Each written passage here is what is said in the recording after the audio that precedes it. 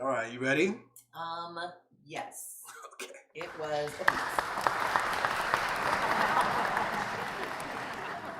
I like the way you work it on hot mic. Got to bag it up, Bag it up. Yeah. I like the way you work it on hot mic. Bag it up. What up? Hey ya, hey ya, hey ya, hey ya. Hey, that hot mic's good. Hey, how you guys? Thanks for bearing with us. You know, we had to get back on. It's been a couple of weeks. Yes. And we just had some sound issues, but no more. No more. That's how it is. We just navigate through. This is the magic, guys. This is the magic. This is how it works. Yeah. So we're on, and the sound is working, and it's been like what, 2 weeks since we've been on? Yeah, we jet setted to We went LA. to Cali. Yep. Dropped some new music. Right before we jumped out there. Dropped a new show. Yes. Last week we launched the League of Extraordinary Discourse. Yeah. Hosted by yours truly, and Sheba was the first guest, along with Jay Julian on that show, and it was a good show, and we're gonna learn from it, and we're gonna rock a second show very soon. Yes. And in the meantime, Sheba's been doing her See Like Sheba show. She's been crushing that almost daily. Yeah, I just love to share. I just love to deliver the messages from the divine to the people. Okay, so yeah, all right. Let's get back and let the people know what we should be focusing on, how we should be approaching it, how we should be seeing. Yeah, the There's media. always some goofy stuff going on. Yeah. So let's just jump into something. We can't tackle everything in this show, but we can only tackle the most important. Tackle some of the biggest absurd things going on, especially in a world where people don't talk about the absurdist nonsense. Like, we all have this kind of weirdness about it. We're not going to do that. They pretend it's like normal and intractable. Like, you can't even understand it. So like, yeah, we're not doing that here. So let's see. We're going to that split screen. Is that it? Yeah. Zoop. There we go. All right. So this woman, Sarah Hurwitz, is a former Obama aide of some sort. Speechwriter. So this is a liberal person who, in many ways, we might find them to be a really decent human being on some level. Like, as a speechwriter, like, actually, like, a lot of the stuff that we maybe credit to Obama was actually her. Yeah, in terms of the actual words that he said on stage, for sure. Yeah, you know, that's the truth with all these politicians, right? They have a whole staff, and she was that for Obama. So that's, I think, really important information to know. Obama's words actually came from this woman, who is going to give us a little insight into her process. Yeah, it's crazy. Let's see here. A speaker at one of the largest pro-Israel gatherings in the US made some outstanding comments that quickly went viral. I sound obscene. You have TikTok just smashing our young people's brains all day long with video of carnage in Gaza. Its algorithms are shaped by billions of people worldwide who don't really love Jews. Holocaust education is absolutely essential, but I think it may be confusing some of our young people, and they think, oh, anti-Semitism is like anti-black racism, right? Sarah Hurwitz, a former Obama speechwriter, was attending this year's Jewish Federations of North America General Assembly in Washington, D.C. when her comments surrounding the genocide in Gaza drew major backlash online. But did she hit the nail on the head about why pro-Israel narratives appear to be losing? Let's break it down. Over the last 2 years, Israel has invested heavily in trying to shape global opinion, going as far as paying some influencers up to $7,000 per post, according to reports. But social media has broadcast Israel's genocide and atrocities committed in Gaza to the screens of billions around the world. Yo, we're going to pause it there. There's actually another clip, because that one, the fact that they edited it so much, it's actually better to see her raw, like from the beginning to the end. The claims she's making, the positions she's taking, the framing of everything is so vile and toxic, and I'm sure she's like confused. Why do people think that I'm a terrible person? Why do they think hatred against Black people is anything like hatred against Jewish people? Like, or Palestinians. What? Exactly, literally, like all those things in this little clip so or far. the murder and the oppression and all of these like systems. She makes a case that we got it wrong, that the Holocaust stuff was wrong. The whole premise of the big powerful government people killing the weak people is wrong. Why? Because for her, she doesn't say this straight away, but she's in a conference which she says this, and then she's like echoing the voice of like Smotrich and like Israeli officials who say that international law doesn't apply to Jews and it doesn't apply to Israel. Yeah. That's insane stuff. It But is she's in the really United crazy. States. Like Smotrich is a lunatic right winger in Israel. She's in the United Terrorist. States, and the way she has to navigate this is like echoing that shit. That's Which crazy. is crazy and doesn't make any sense, actually. It's actually insane. Yeah, like she shouldn't feel comfortable doing that here. Exactly. But they're- we have like how she wants it, what she gave to Obama, like what other people like her have spent their life doing is trying to entrench, make real the idea that Jewish people can do whatever they want. And that we should always side with Jewish people, regardless of what they're doing. And whoever the Jewish people are against, we must be against them. Otherwise, we somehow didn't learn the lessons of the Holocaust. It's just too convoluted. That's what she's saying. And but that really shows you, that's how things have been operating. Like, as long as someone speaks English, wears a suit, has a microphone, and says, nonsensical things in a reasonable tone, There's a we're ton of these supposed to people. just be like, oh, legitimate. There's a ton of these people. CNN puts them on the Literally. thing all the time. There's Scott Jennings, in a suit. He gets up and says whatever the fuck whatever. It's just nonsense. Ben Shapiro gets called up every couple of weeks, and that's just one of the roster, one of this like rolling roster of goofy people who just say stuff. You know what I'm saying? And the funny thing about it is I find Sarah, she's getting a lot of backlash for it, and she deserves it because what she implies is terrible, but she's continuing the tour. The other thing is though, she's right. She's right on one thing. Let me go to the full screen real quick to say this. She's right about the fact that they've lost. See on the fuller clip, they talk about she's got this kind of nostalgia for a time when information was bottlenecked. When they get to just lie and do whatever they want, and everyone was just like, okay, I believe you because you're Jewish. Is it because it's Zionist, right? It's because they're Jewish. Literally. Like, Christians who make a same claim do not have the ability to go, well, the Holocaust though, right? And Jewish people need to be safe. What are you doing there? You're saying that, they don't have a claim about like something That Christians can do anything they want. No, they understand that that's she harkens back to a time where a Jewish person could be a Jeffrey Epstein. You could have access to all of the most wealthiest, powerful people in the world. Yeah. You could be a Harvey Weinstein. You could be the gatekeeper for all of the access to that. You could be like the owner of a bank. You could be a Rothschild. You could do all of these things. And everyone was just like, it's actually beautiful because they're Jewish. Everyone should learn from them. And you shouldn't say anything bad about them. And if you do, you're anti-Semitic. And now everyone knows that, like, no, the Jewish people are humans like anyone else and can do bad things and must be told you can't do that. Otherwise, we'll get this. We'll get Sarah's and the people that pay her to make Jewish supremacy, more and more real. To make it normal, to normalize it, the idea and to that make there's it something just and real. This is and the key thing. Right. It's like there's a normalization of the idea that there's something special and unique over there.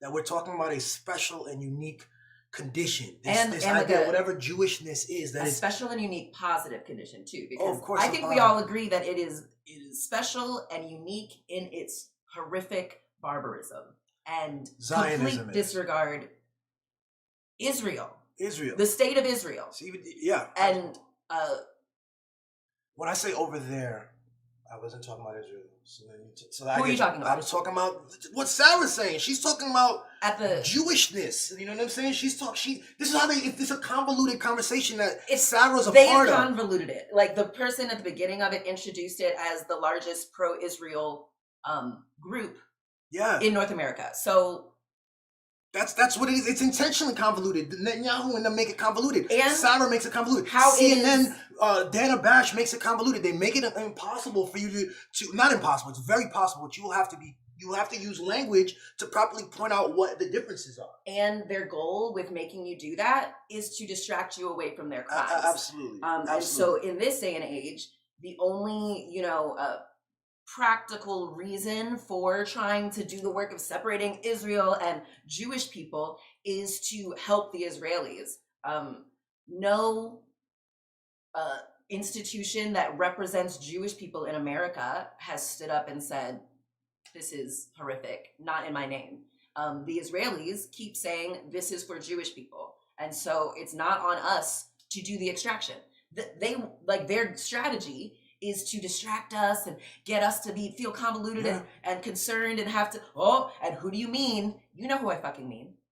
You know who I fucking mean. Yeah, I think that the you're right on one level, and on another level you're incorrect. That they don't want us parsing it out. They want us to speak about it in blocks. They benefit from anti-Semitism. They benefit from anti-Semitism in the truest context, in the context where you look over at someone and they have a religion and they have an attachment to an identity, and you dislike that person for that reason. And even if you have they want to combine that with the leftist critique of Israel, about international law, about universalism, and about the idea that we're all one and we're no one's God's chosen people or anything like that. They combine that, and so that when something happens, then they make this critique like you hate people, like you're being irrational. And so that's why it's important that's why I think there's value. There's value in finding these things, and with Sarah is doing us all a very disservice by grouping it that way.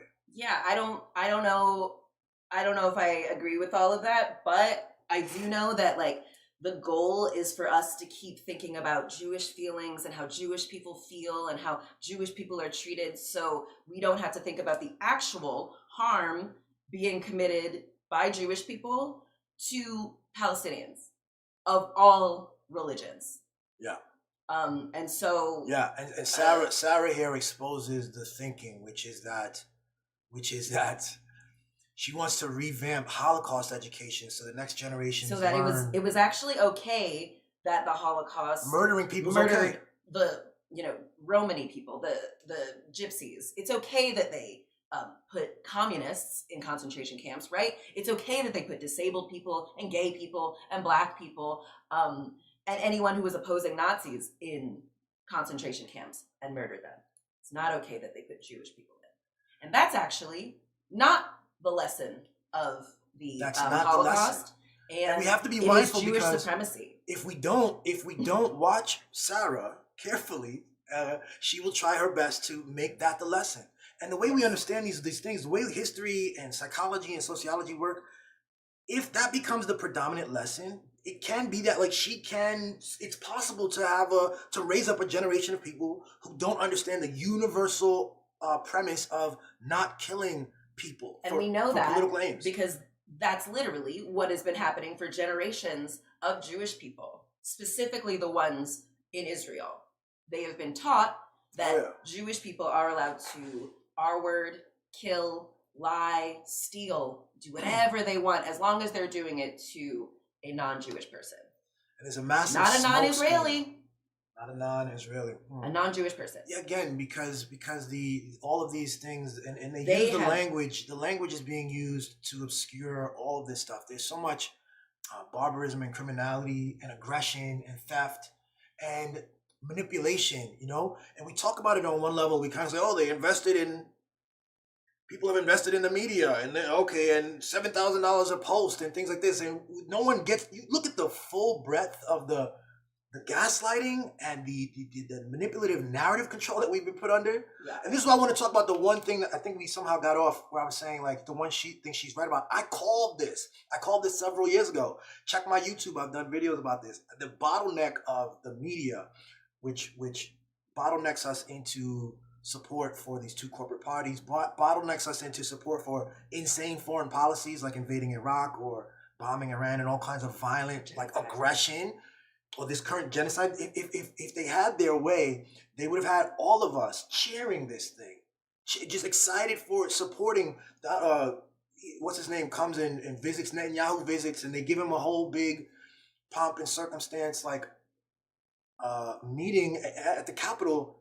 It really took us. It took us taking to social media and finding our common humanity with other people and not being bottlenecked. And so she's now upset. She's not alone. They're all very upset, and I think it's a good thing. We should be excited to see Sarah literally concerned. Not just concerned, but revealing their evil plan repeatedly in writing and on camera.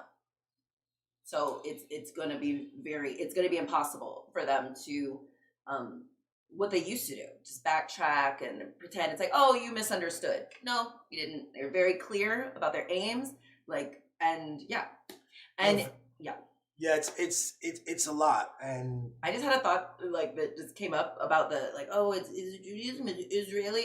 The KKK also used to hold meetings in churches, so that when people would protest it, it would look like, oh, are they protesting Christians? We're just trying to be Christian and practice our religion. This is what white people do.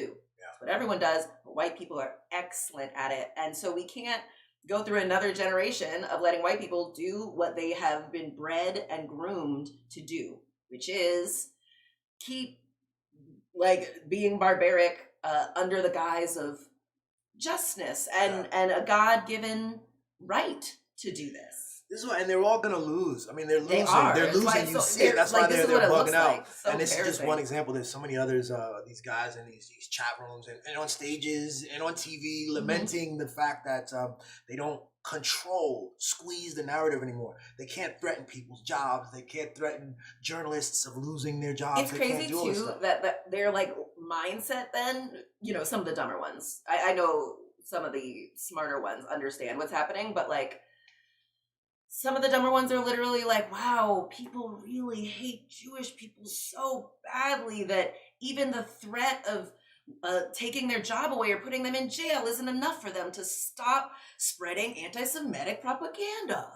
That's an interesting. You really think that's double weird what it is? Spin around kind of thing? It's wow, they believe so fully that Jewish people, it is rational to hate Jewish people, that any criticism of a bad action, they're like, oh, of course, because they hate Jews. This is what happens when you have a goofy lens. This is what happens when you have a problematic lens. So dumb. There's another video of Sarah talking about, we need to, one of the problems is that she looks crazy and that we need to ban cell phones. We need to ban cell phones from kids because there's too much information, there's too many videos of carnage of children. And they don't know how to stop it too. They're also saying they can't stop the flow of evidence against them. Mostly because they are posting a lot of it. They're very actually proud of it. The Israelis, people over there in Israel, are actually very proud of it. That's how they get social clout in their country, is to show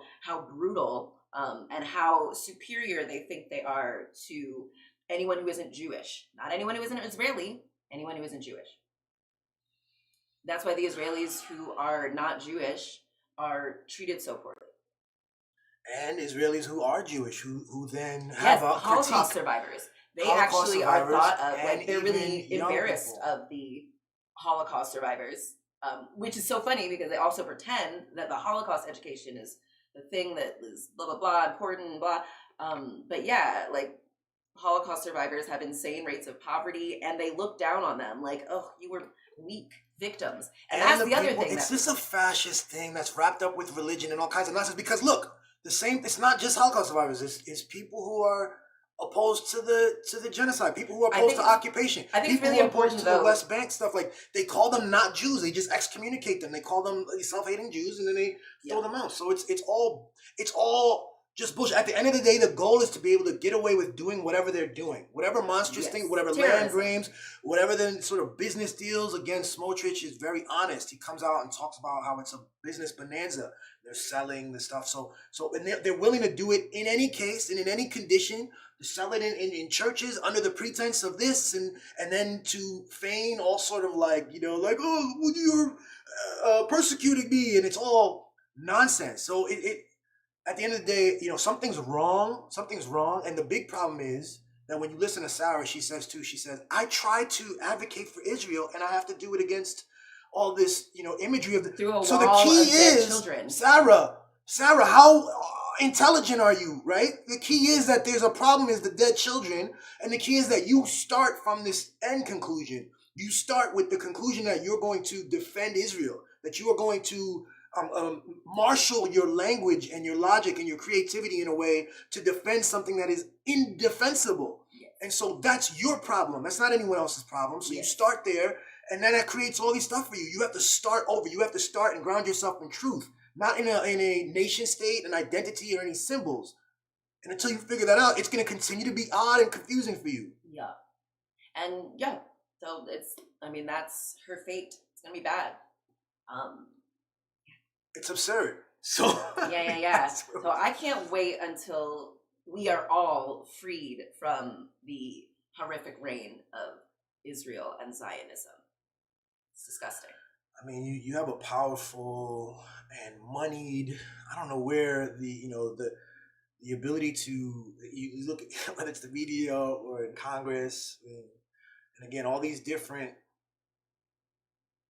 things that occur, people don't want to have the proper conversation. So Sarah needs to sit at a desk with people who can challenge her, rather than a desk or a podium with people with everyone's sort of nodding along. And she's not alone. Like people need to, she needs to square all this stuff she's saying. How has she factored in the fact that Netanyahu built and paid and grew Hamas? What about the idea that Hamas is a resistance organization for occupation, that it wouldn't exist if it were for a Palestinian statehood, which has been the goal of the world community for so long? Something that he actively pushed against. He actively said, we're going to build,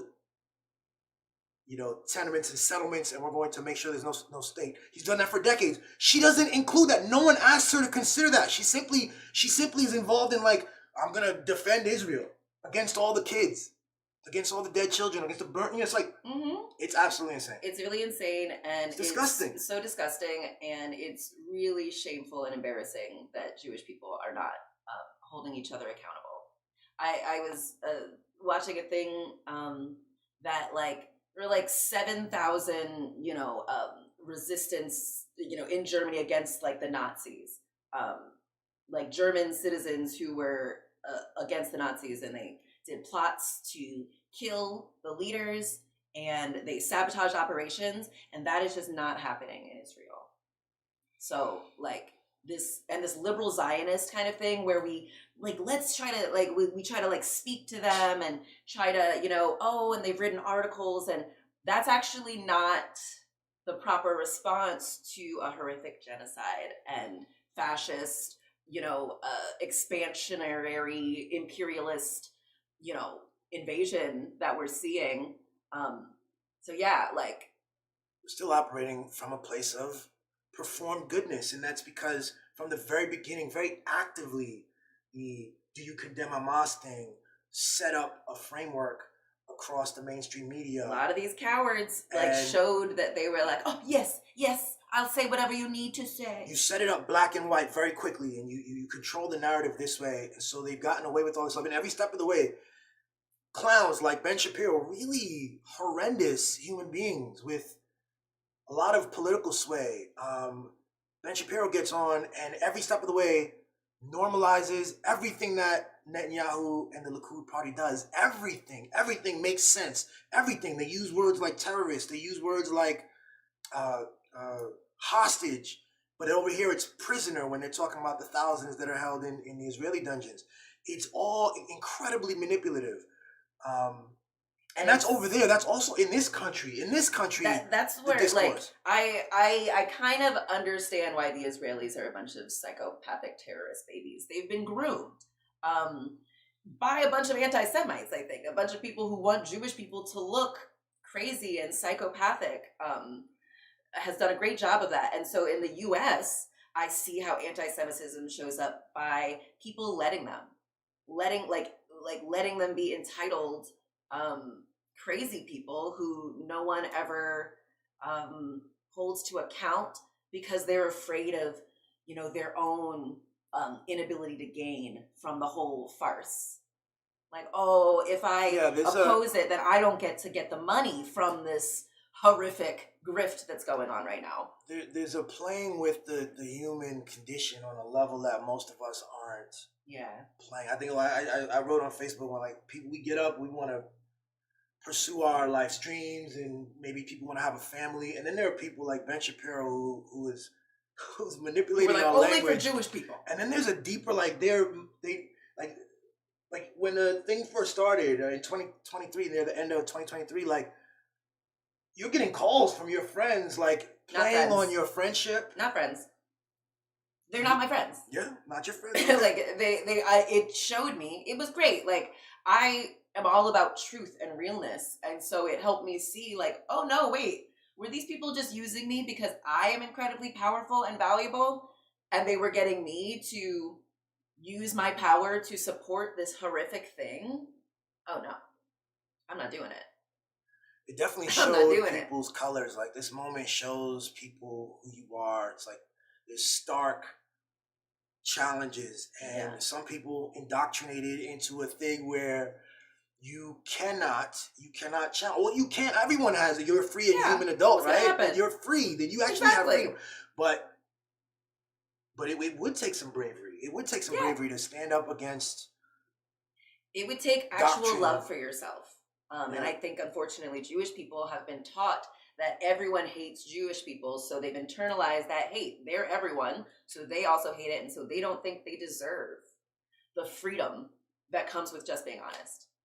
The freedom that comes from breaking away from people who keep trying to convince you that everyone hates you because of your religion. This is the one thing with like, there's a lot of that bullshit. It's definitely a problem. This idea that there's an irrational hatred in the middle of this genocide, in the middle of this abuse and manipulation of the media. It's like, oh, this is about a religion thing. But the issue, and I say this sometimes when you talk about white people too, right? I want to say this. That condition it's a prevalent thing. It's like, I see it in black people sometimes. This condition of not, like, you know, putting accountability aside as part of like the issue of like a historical context of like, and it's something you can point to. Like we have an American history, while this Jewish American Jewish don't have. That's the thing. History. And here she is regretting Holocaust education, right? Regretting Holocaust education because we learned the wrong lessons. She wants it to work for her always. Meanwhile, in our country, you know, slavery education has been pushed out, and we don't have the ability to like. We just don't have these stages that she gets to get on, that are highly funded stages to propagate an idea of rewriting history in our favor in that way. Yeah. That's just the condition of what is. It's going to be like, you know, this is all products. We're products of like that generation of the great pretending. Like they really just, like your parents lied to you, told you to do, you know, go into war, do all these things. It's all fine. But actually they were just lying. And now we're all about the truth.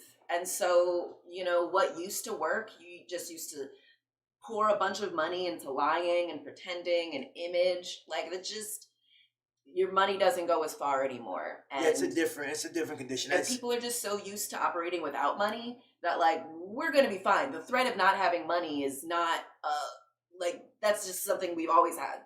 That's not something that the Israelis and Jewish supremacists have been experiencing.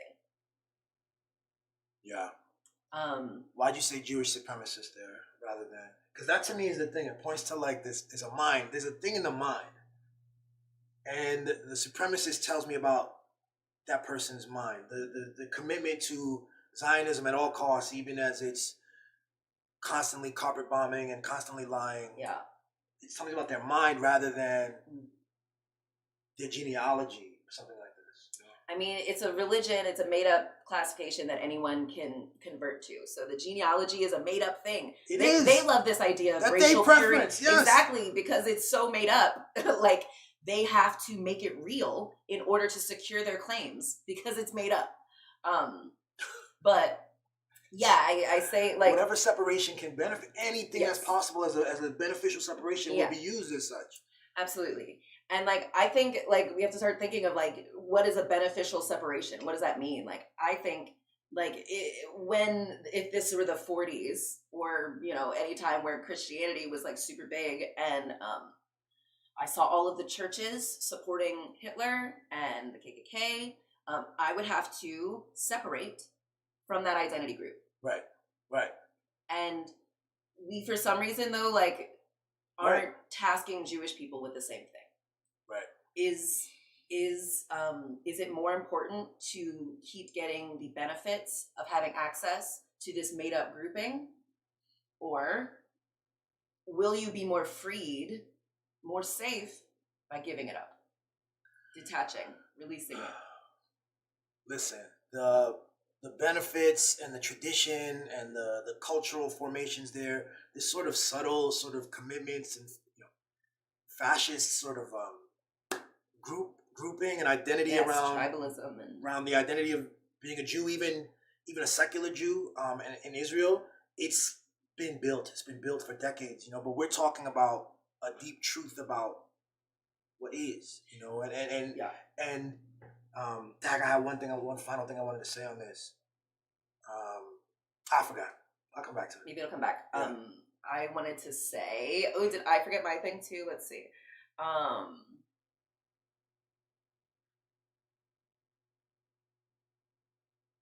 Maybe we forgot. Yeah, maybe we'll come back to it. Yeah. That's Sarah. That's but yeah, really revealing. Anyway, really revealing. Yeah. Really, you know, embarrassing. Also, and we need to see what happens. Like, will Sarah continue to be a vaunted, respected, you know, Washington D.C. person? Not by me.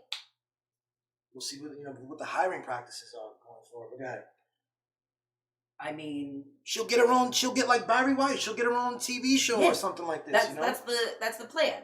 That's what I'm saying, and it's all Jewish very people like collaborating, colluding to get away with a bad thing. Getting away with an illegal, immoral, harmful thing. It's tough. It's really going to make it a really bad world. We have to be active, like we just have to be active about these kinds of observations and about like us pulling up the narratives that we know to be true, because I don't see any way to, you're talking about having people weigh and choose this versus their old ideologies. I think by simply being excellent, we hold a high standard and we just build our own stuff, and people will come or won't come. Like some people, I have a friend, let me take that back. A guy I went to high school with who from the very outset said that when we started saying no ceasefire, he said there will be no ceasefire. We're going to kill at least 30,000 Arabs before we're done. They've beaten that number now. They've more than doubled that number now. And I went on Facebook the other day, and he was still on. He was still on arguing for more. I hope you're like screenshotting that, because the Rome statutes that punish genocide don't just apply to government officials. They also apply to people like him, and they need to know that, because like we've done everyone a disservice. Like the Nazis, are all old and dead, and so we haven't had the practice of having to hold Nazi ideology accountable. So we don't actually know how to do it, and it's uncomfortable. That was another thing too. We've had this liberal white supremacist ideology of nonviolence is the best way, and of course people who have access to insane myriads of violence want the people they're trying to use the violence against to think that like you do non-violence is Again, the best you do not thing. violence. And You so, you adhere to international law. exactly. Let me tell you about the international law. You separate, Jewish people from Zionism and have a talk about it. How can we talk and how can we bring more unified? Like somebody needs to Inglourious Bastards, the Israelis, right now. Someone needs to, like all of those movies we've seen about the plots to assassinate Hitler. See, that's the thing. That needs to be going on. See, right now, people. Otherwise, you're not serious, and you're still trying to like. The challenge is, Sheba, people hear you, and it depends entirely on the level of their consciousness and agreement on the terms that you have in your head. As you realize that this is a genocide that's been any intelligent person who knows anything about international relations uses the word genocide to describe what's happening right now, including Amnesty International, B'Tselem, the International Council on Genocide, which was created after World War II, which is populated mostly by before they were and all this claim, those are Hamas paid or nonsense like that. Like before there was Hamas, this organization existed for us to understand genocide and to be able to call it out.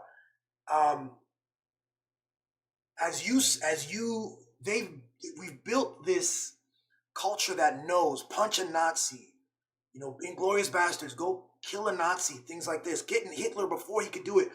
Our condition presently still has leaders like John Fetterman walking around and fine, and the other guy, the ambassador Huckabee, and these guys who are insane, really, who believe in the Schofield Bible and are collecting their checks from these companies and are willing to say anything. And so the average person hasn't been primed to understand who the villain is, and not just the casual villain, but like Netanyahu is the worst war criminal that we've had in our lifetimes.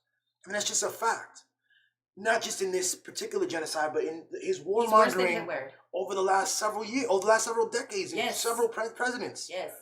And the creation of that like structure of what they've done in Palestine. Literally, say what you want about Hitler, but he didn't have the example of Hitler to learn from as a cautionary tale, and he was stopped within a decade.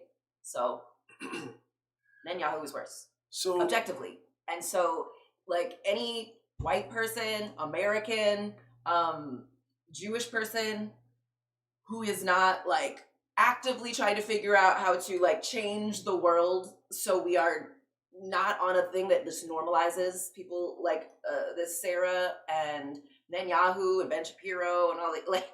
We're not doing this, and it's going to be really difficult for people who have been used to the privilege of getting to do whatever they want and no one else, saying anything. Yeah, Sarah is going to learn that her entire premises are wrong. The foundations of like her approach to the world and her supremacist beliefs are wrong. Yes. And I'm gonna just end with, before we go to the next clip, is this 3D. I did a reel on my page where I do a philosophy question about, like, you meet someone who's been enslaved, and the question is, and then you meet the enslaver, and the question is, it's like a moral quandary of who to support in this condition. And it got a lot of reviews. It's one of my better seen videos. But the challenge, and this is what Sarah would look at that video, and her question would be, well, what's the religion of that person? There's the enslaved person. What's the religion of the person being oppressed? What's the identity group? Are they my identity group? Well, then I care. Are they not my identity group? Well, then fine, go along, do your thing. And that's not it. That's the wrong answer. Yeah. And people like her need to know that, and they need to be sort of moved away from like the public space where we care about people. Yes. She needs to go do something else. Okay, that's it. How you feeling? Great. Yeah. All right, we're gonna go to our second clip. You have your phone on. I'm hearing some feedback. Yeah. I think it's coming out of the headphones. Oh, okay. Yeah. Okay. Oh boy. Let's get into this, yo. Juelz Santana. Okay, so also I think it's important actually in that other video, she was talking about how it's hard to do her job now, her propaganda job, because everyone can see, like she has to, speak through this wall of children that the Israelis have murdered. So and the problem is not the murdering of the children. No, the problem exactly. is that people can see it, can access it. And so she wants to try to prevent people from being able to access the truth of reality. Okay. That's our next thing.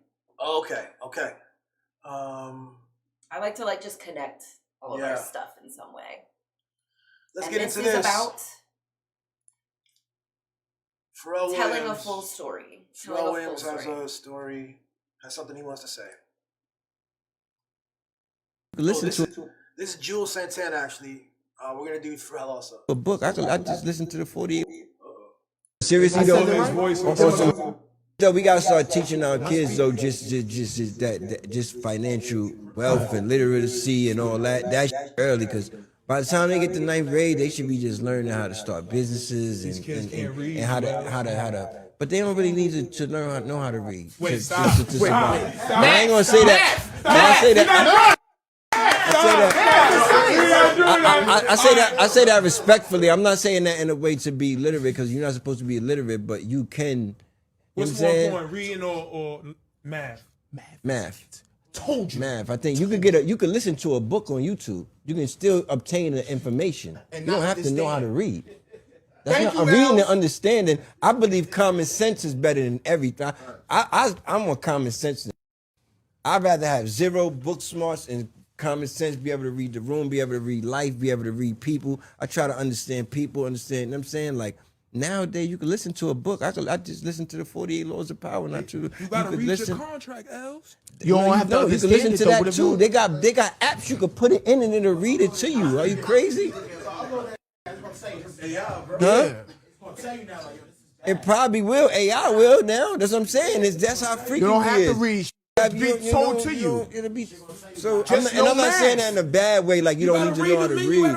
Floyd Mayweather don't read that shit at a restaurant. Like it's mad. Gotta read. You saying that? You just gotta know what you like. You know what I want. You ain't gotta read the restaurant. You can just say, "What is this? A steak joint? I want steak.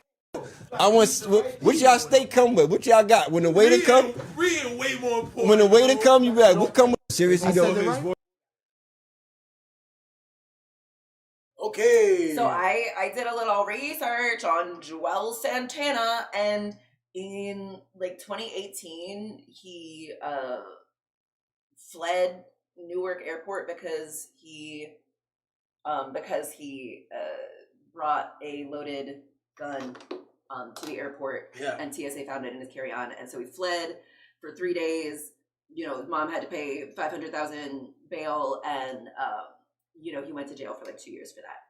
$500,000 bail? I remember when we were at the airport recently, and I saw the sign that said, "Don't bring a gun because it will fine you $20,000." It was some crazy amount. It was also a crazy specific amount, like 27 something thousand. I was like, what? But he might have maybe seen that same sign, but he only saw the numbers, right? So he was like, oh, it's just $27,000. I've got that. But he didn't see, "Don't bring a gun, otherwise you will have to pay" numbers. So he can't read. Exactly. Is what I'm saying. He has common sense, but common sense, you need to know how to read.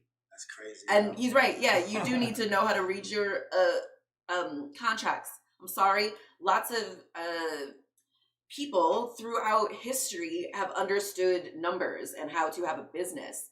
But what kept them from escaping poverty is that they didn't know how to read. And the people who are keeping everyone trapped in poverty absolutely know how to read.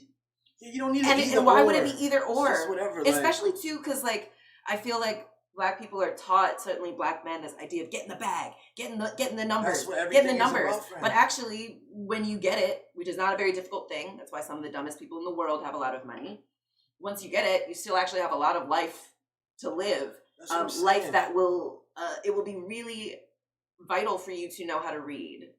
The whole thing is premised on his worldview as someone who got into the hip hop game as a child at a very young age. That's the other thing. And navigated this whole thing and just contracts and music and all this stuff literally. And so everything that he's been able to parlay from that, it's not necessarily connected to the way that most people have experienced life and adulthood. And but there's no reason to go back and forth or like you do need to read for your again, even down like their immediate things. Like, what about contracts? Well, not just contracts, books.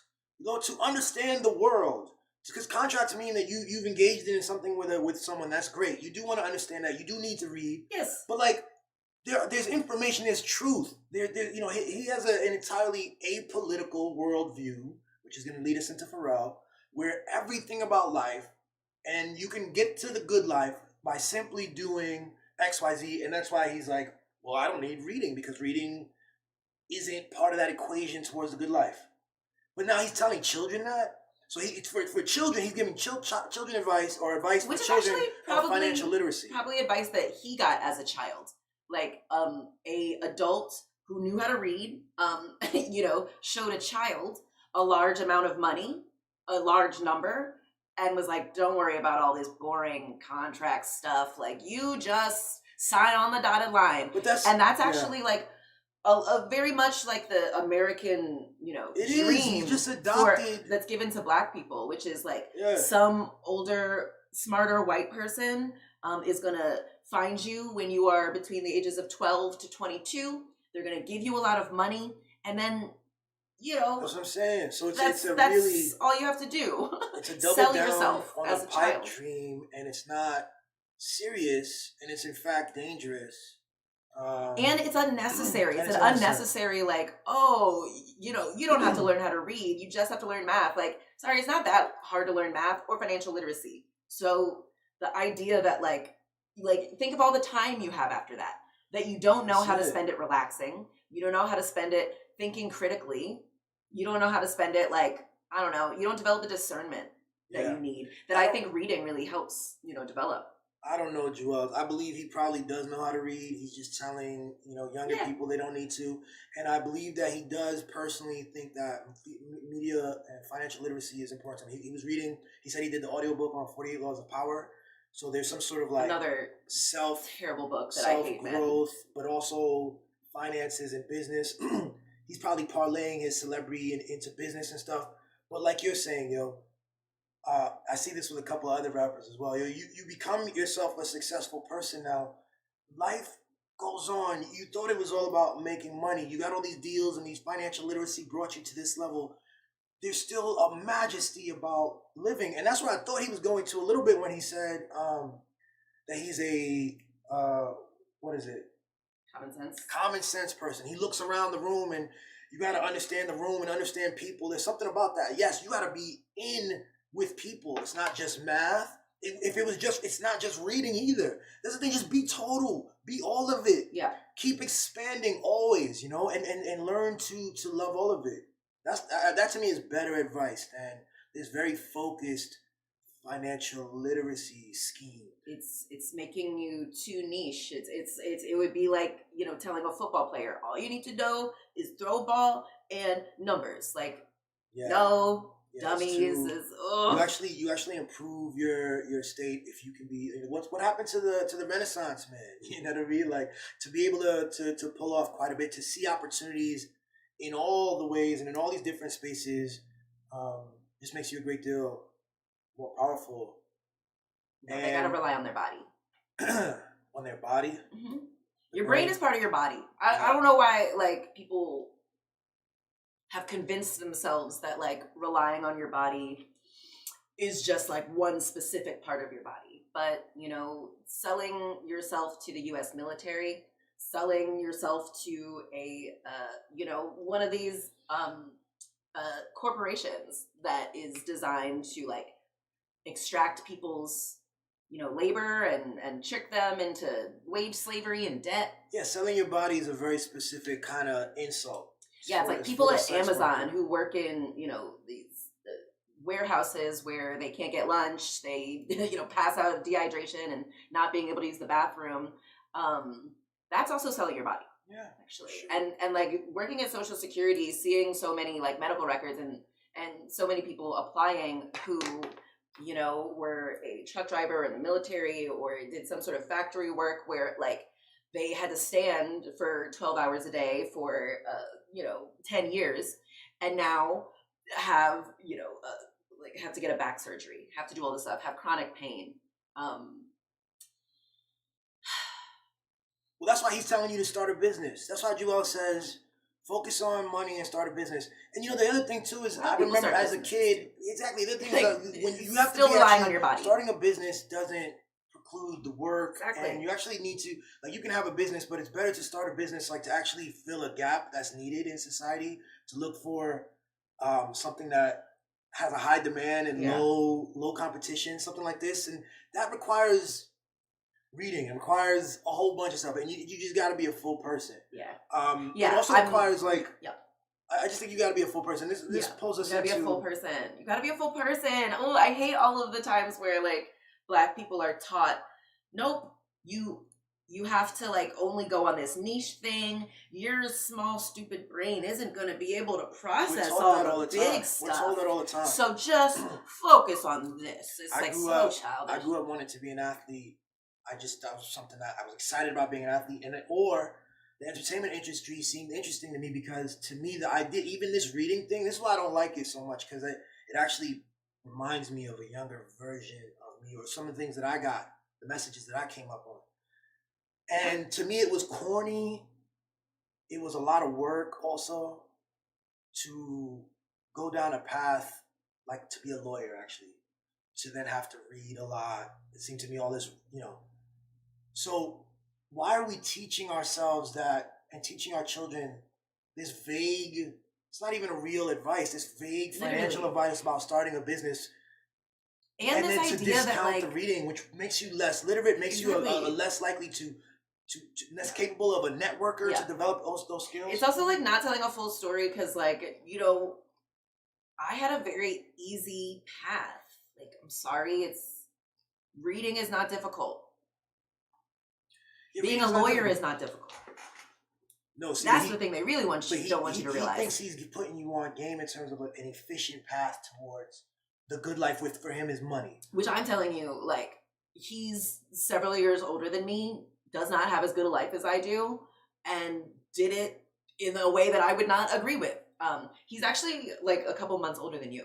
Oh, it's like, no wonder, it reminds you of what you learned growing up. Like, I learned that. He's, alternate timeline. It's just not a good look. It's just not a good look. And I think, you're going to have to, those young businessmen are going to need to be full people for them to have the full success. Okay? But this speaks to our next clip then real quick.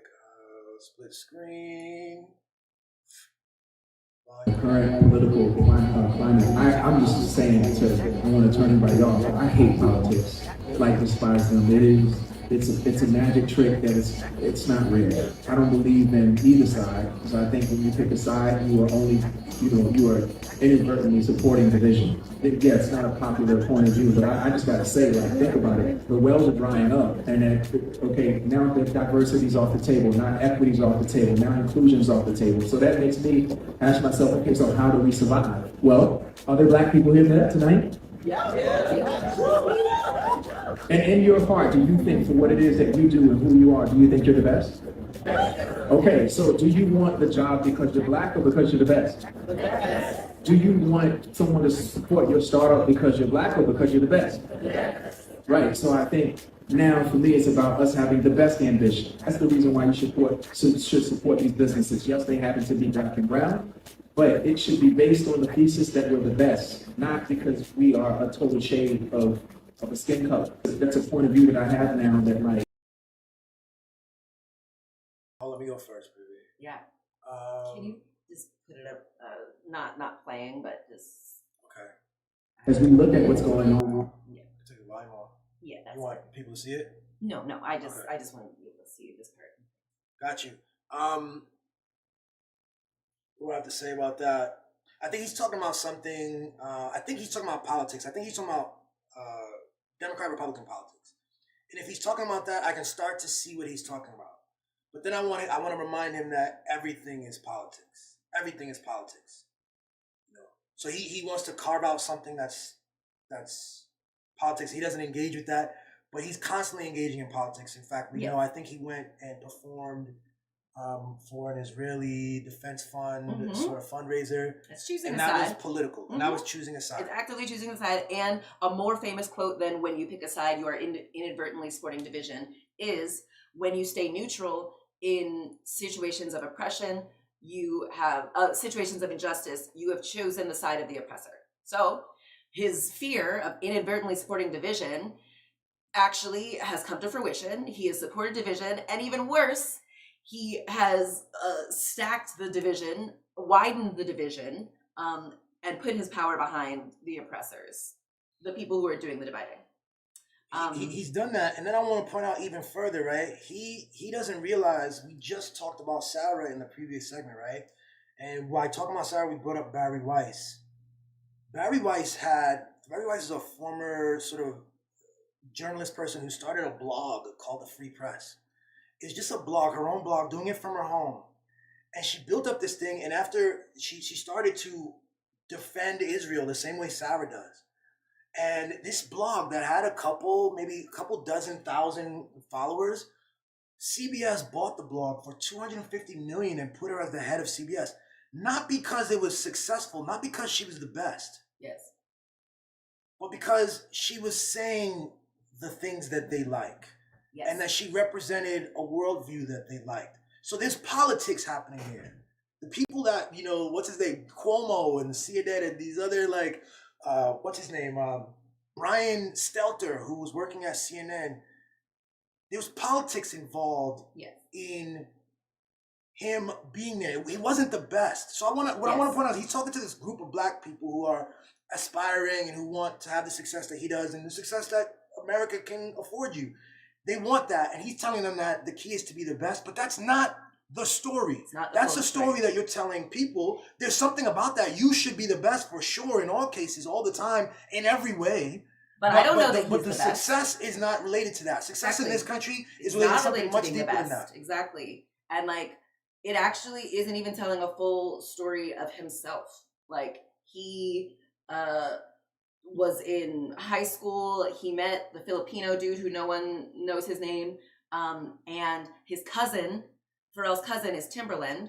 And they put together a little band like lots of children do. And the studio, they went to a high school talent show competition. And the person that owned a studio next door to this high school happened to be a guy named Teddy Riley, who is a black man and producer and lead singer of Blackstreet, which is why I started the thing with. I like the way you work. But anyway. Nice.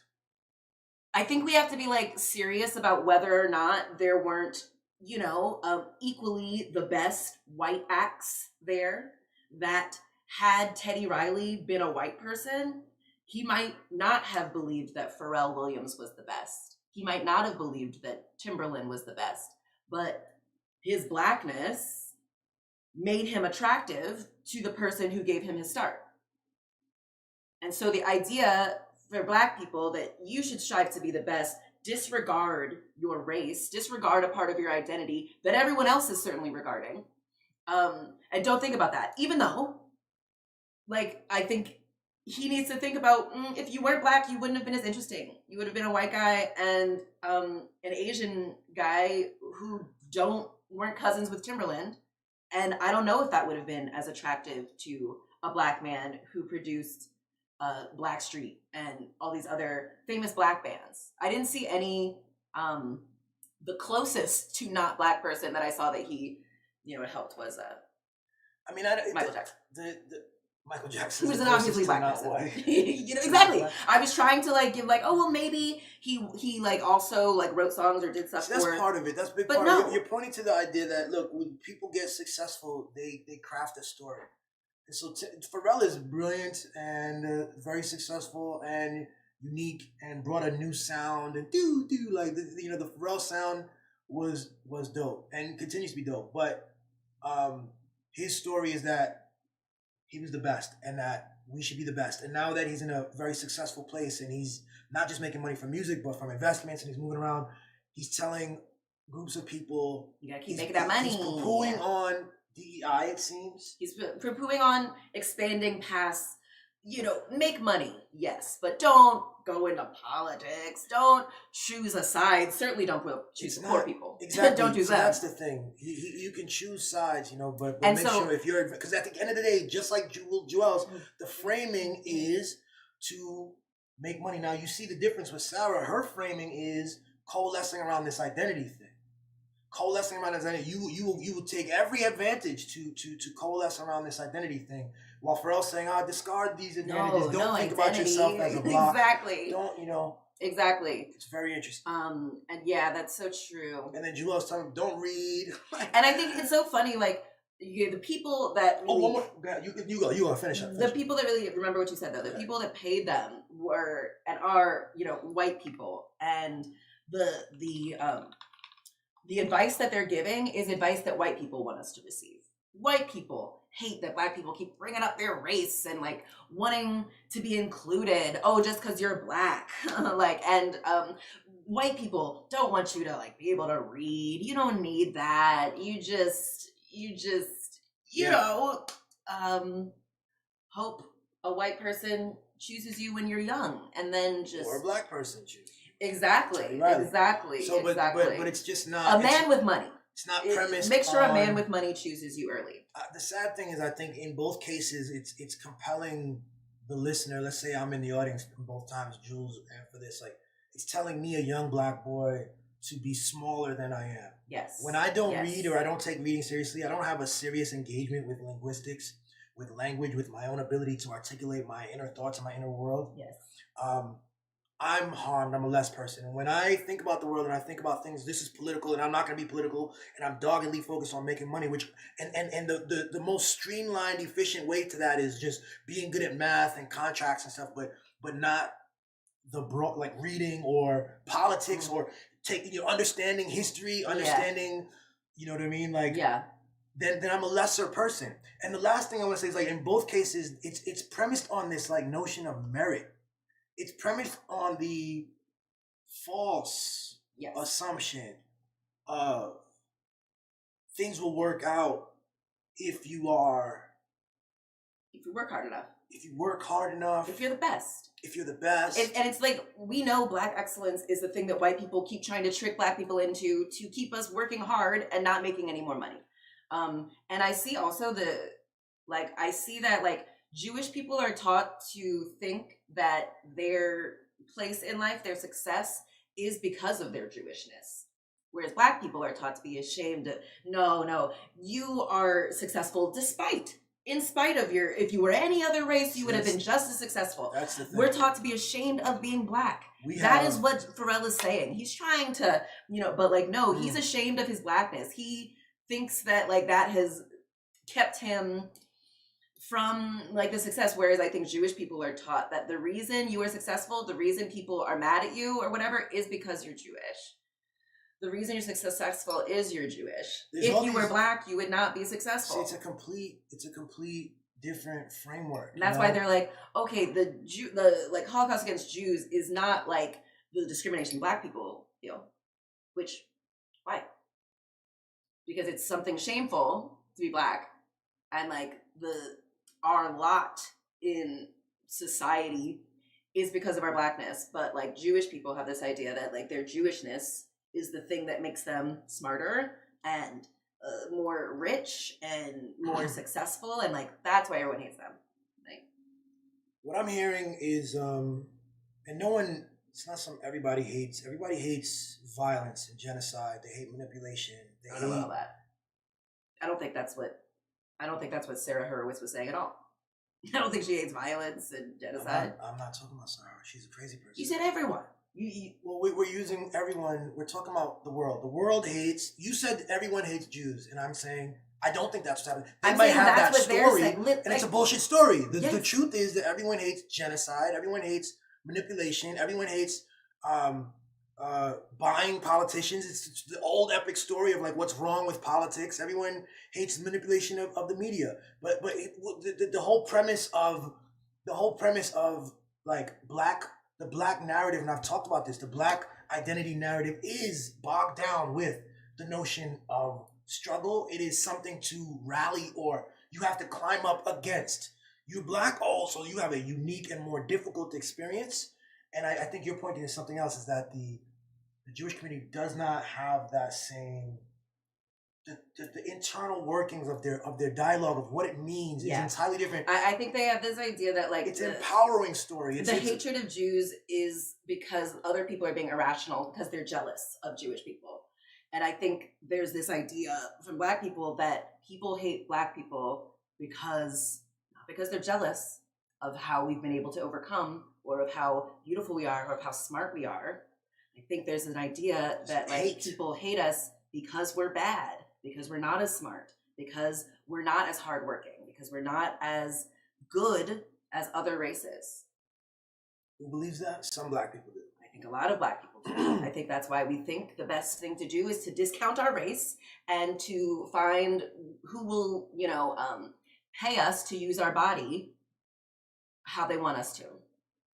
I think the discounting the race thing for Pharell comes from his general assumption, false assumption about the merits of the free market and that the best people rise. He's an example of the best people I think a lot of black people irrespective of his skin color, and he wants us all to join him in this mythology. I know a lot of black men who are businessmen who have that same kind of thing. I was thinking of that dude in Virginia who was talking about also, Pharrell's also from Virginia, saying something about the place that used to be the capital of the South. But black people probably learn a specific lesson about our blackness. But anyway, the dude from Virginia was talking about how he wanted to be the best. He wanted to be chosen, like his company to be chosen for these contracts, not because he's black owned and black staffed. It's because he's good. And I'm like, okay, well, that's stupid. That's Jewish people aren't doing that. Jewish people are not discounting their Jewishness, like in order to get into spaces on their own merit. Take everything you can. Like you take your fullness. To you. Yes. And you hopefully do it with integrity, and you do it in a way that isn't oppressive to other people. That would be the one marker. That would be the one limitation. You can't take your condition and your power and then club other people to death, for your own benefit. But you can step into your power in all the fullest senses. I think for black people, like, we are not in danger of clubbing people to death with our identity yet. Like we're still in the like feeling shame for being black and not being able to stand up for ourselves because of the treatment we receive and stuff. We're kind of taught that we're supposed to accept it, and then when we see other identity groups standing up for themselves, being like, you're not going to talk to me that way. I'm going to, come for your job. We're like, oh, everybody else does that. It's like, so like, I'm just saying, like, I don't think like black people, we're not at the point where we've stood up for ourselves because of our, race-based treatment that we're now clubbing it. Like Jewish people, you need to definitely learn that lesson. But black people, we have a different lesson. It's where you have to actually be serious about where you are and what your power is actually doing, as a group or as a collective. I think you're right. I think, like you said, I'll just end with this. I know we're at an hour and 12, babe, but like, from outside the culture, we have lots of people who wish to see black people at the lowest ends of the totem pole. They invest in the narrative of black suffering. They invest in the narrative of black underclass status. And but for them, they invest in the absolute best. They invest in edifying and building up in a narrative of being the best. And I just say that we have to lead the charge for our own cause. I struggle sometimes. I love hip hop. I love music. I love our art forms. But I struggle with the corporatized hip hop, which pays for the spins that gets on all the radio and stuff. And we, in our community, it seems like black men who are visible and have the microphone glamorize this, all the pathologies that we talk about, all the worst potential stuff. Yeah, they try to keep us stuck in the loop of the powers that work. They got kids repeating these songs. They got kids repeating these notions about their own death, about their poverty, and how difficult it is. When in fact, the stories can be entirely different. We simply have to know that they can be and be creative and to instill it and to believe it and to love each other. And that's the best example we can take on. But yeah, that's the best example of a cultural manifestation. Because you're looking at Sarah, we're looking at a cultural manifestation. I don't like what Sarah says. I think she reveals a monstrous inner working, but she's not alone, and it's a cultural manifestation of power and a commitment to protecting their narrative. Like, she's willing to say that on a public stage like that. It's insane. We simply on our public stages, we denounce the idea. We don't even want to coalesce around our skin color and then on our identity as Black people. Exactly. And the beauty of what that could mean. Yeah. We say, oh, I'm not, we don't want to support your business because you're Black. You better be excellent. We'll actually require much more on Black people than we will for somebody else. Yeah. Yeah. So. Yeah, I do. Yeah.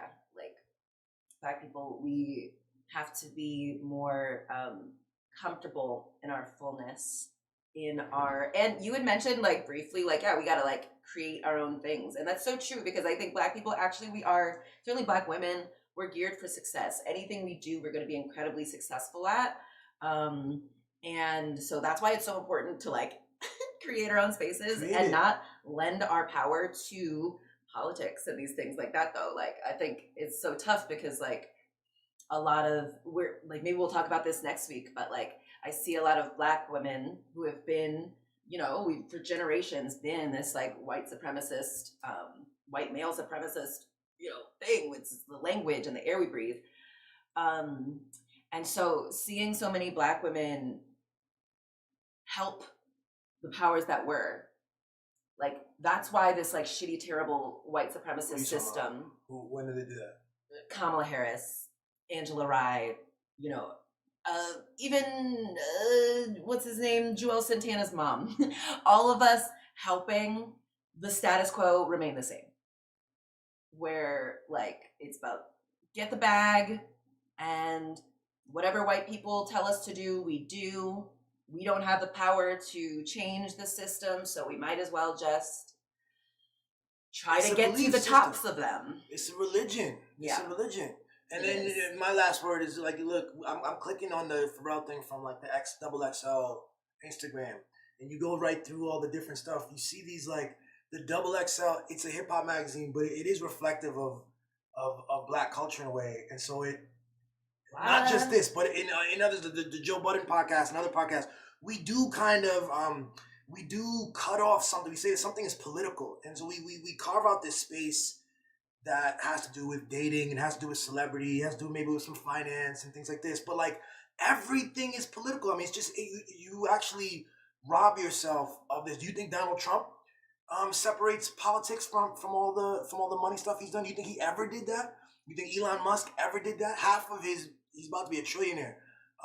Half of his income from Tesla, half of it, 50% of Tesla's income is state government subsidy. He's involved in politics. The claim that we shouldn't be is completely wrong-headed. It's the opposite of what the wealthy and richest and most powerfully connected people are doing and saying to each other. And it's false. We are involved in politics, and we just are choosing to look away as white people do whatever they want. The shit stick. That's a choice, babe. It means you will get the shit stick. It means they will have a conversation without you. Yeah. And that you have lent your power to white supremacy. I also noticed that like all of these are about a lot. Does like 6ix9ine own this thing? Because he's got a lot of stuff in his thing. His home invaded. Several different rappers. I'll show you what she was looking at here. Yeah, man. The thing is built on the most sloppy and like the most gossipy stuff and like the craziest things. So yeah, gunmen and people got killed and somebody's in jail and all this stuff. And I hate this idea that like Black people, like your brains are too small to be able to understand politics. Like we can't understand politics. That's for white men, that's for smart people. and like, ooh, Pharrell has all to be we careful. can He do has to is be just careful. work, make money. Yeah. Babes, embarrassing, Yeah. sad. Look, keep building. It doesn't matter like however rich you get, you have to keep growing. But There's lots of ways of course, to unless you grow. tell yourself that life is about becoming a millionaire, then you've done it, and then you keep just doing that. You keep trying to retain those millions, and you never allow yourself to grow, read, to engage in politics and society and our social welfare. Really, anything you suppress destroys you. So Yeah. There we go, y'all. Good job. nice. Another good episode, baby. That's it, y'all. I will see you in a week or so. Yeah, let's do a week, yo. We'll come back in a week. I love it. It's Tuesday, but it feels It like a is Sunday Tuesday. because we usually be doing this on Sunday. Yeah. But time is made up. Time's All these made things up. are made up. I love that we're detached from this matrix timeline. Yeah. And we're gonna show these people how to create wealth and what to do with it when you have it. That's right. That's right. All right, y'all. I'll see you in a week. Take it easy. Hey yo, hey yo, hey yo, hey yo. Hey, y'all.